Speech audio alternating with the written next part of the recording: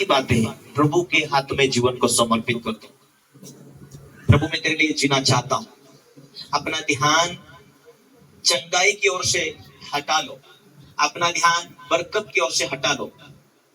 प्रभु की उपस्थिति में जीने के लिए हालेलुया। क्या तुम चंगाई के लिए आए?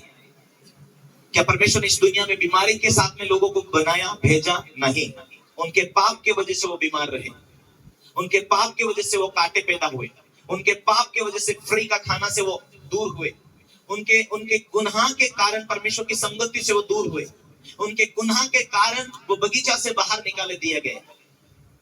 Hallelujah hallelujah. जिस बगीचा में परमेश्वर ने फ्री का खाना दिया था, उन्होंने आदम हव्वा ने गुनाह करने के कारण उन्हें बगीचा से बाहर निकाल दिया।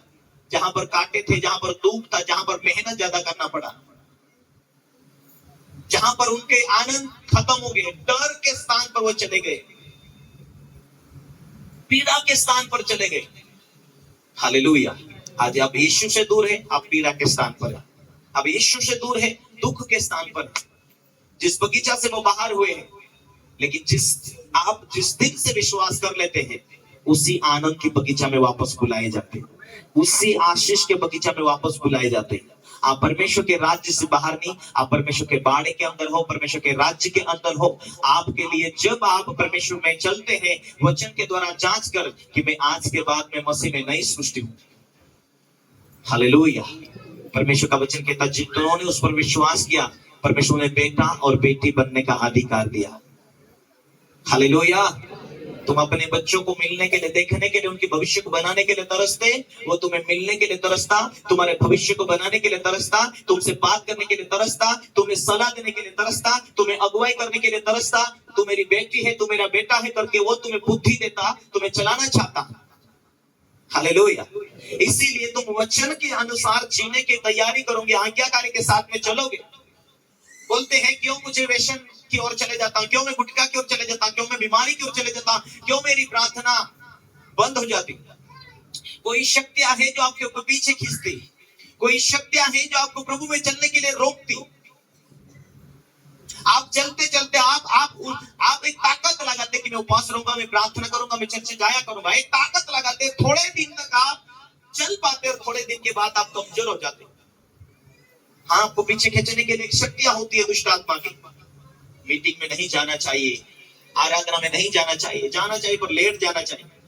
मन आपका फीका पड़ जाता है प्रभु के आज्ञाकारी बनने के लिए। इसलिए जब आप पीछे हट जाते हैं, तो वो पवित्र आत्मा आपको फिर सलाह नहीं देता है। आप सीमित हो जाते हैं, आपका बुद्धि काम नहीं करता। आप सोचते हैं बार बार मीटिंग में भी जाने से क्या फायदा, प्रार्थना करवाने से क्या फायदा। आप पीछे हट जाते हैं। जैसे आप उपवास के द्वारा प्रार्थना करते, आपकी बुद्धि खोलती है, आपको भूख होती है आत्मिक जीवन में बढ़ोतरी के लिए, आप मेहनत करने लगते हैं। जब आप लास्ट स्टेप आएंगे, परमेश्वर की उपस्थिति में चलेंगे, श्रापों से आजाद होंगे, बंधनों से आजाद होंगे, पवित्र आत्मा आपको सलाह देता हुआ जाएगा। फिर वो आपको निशानी देता जाएगा, जीना कैसा, चलना कैसा। और जब पवित्र आत्मा आपको सलाह देता जाएगा, आपके जीवन में किसी बातों की कमी नहीं होगी। Hallelujah hallelujah. आपके जीवन में आनंद आएगा प्रभु के साथ जीने और चलने के लिए।